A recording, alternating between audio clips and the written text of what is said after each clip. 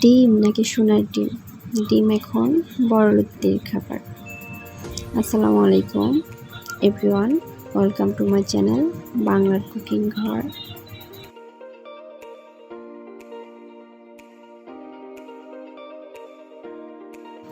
Bangla cooking ঘরের আজকের আয়োজন পেঁপে, বেগুন আর আলু দিয়ে ডিমের একটি ঝোল। আমি এখানে আলু আর পেঁপে, লবণ আর হলুদ দিয়ে এটা আমি হালকা তেলে ভেজে নিব।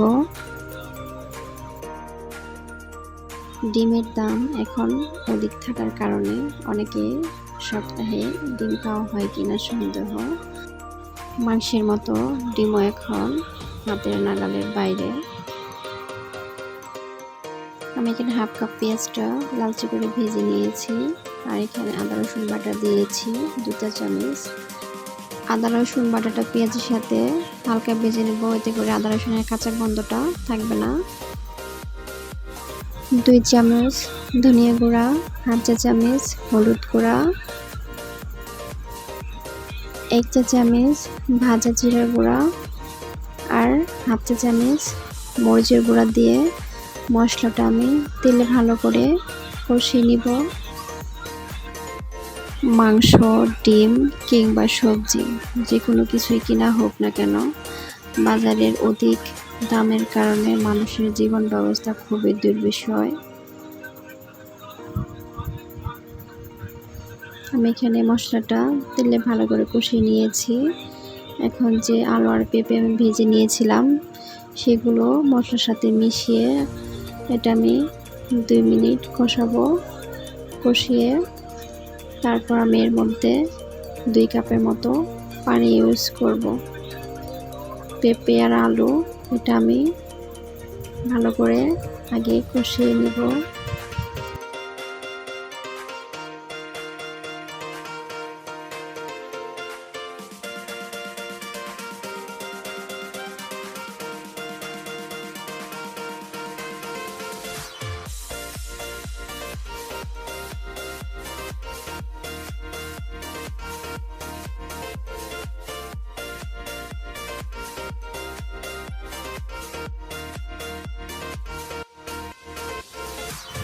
আলু আর পেঁপে মোটামুটি 90% সিদ্ধ হয়ে গেছে। এ পর্যায়ে আমি কেটে নিয়েছিলাম বেগুনটা দিয়ে দিব।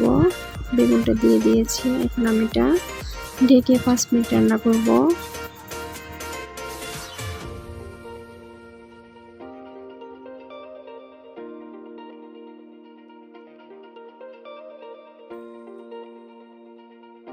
ডিমগুলো আমি মরিচের গুঁড়া আর হলুদ আর পরিমাণ মতো লবণ দিয়ে তেলে ভেজে নিয়েছি। ভাজা হয়ে গেলে আমি পেঁপে, আলু আর বেগুন এর সাথে তরকারির সাথে দিয়ে দিয়েছি।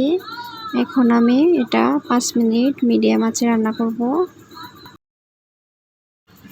ডিমের কারিটা প্রায় হয়ে গেছে। এ পর্যায়ে আমি 4-5টা কাঁচামরিচ দিয়েছি। কাঁচামরিচ দেওয়াতে এর থেকে সুন্দর একটি স্মেল বের হয়।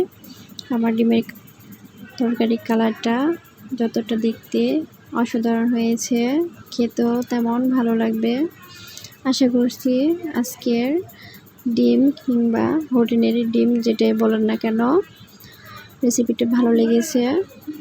আমার চ্যানেলের পরবর্তী ভিডিও দেখার জন্য সবাইকে আমন্ত্রণ। আমার চ্যানেলটাকে সাবস্ক্রাইব করবেন, যাতে করে আমি সামনের দিকে এগিয়ে যেতে পারি এবং নিত্য নতুন রেসিপি তুলে ধরতে পারি। আল্লাহ হাফেজ।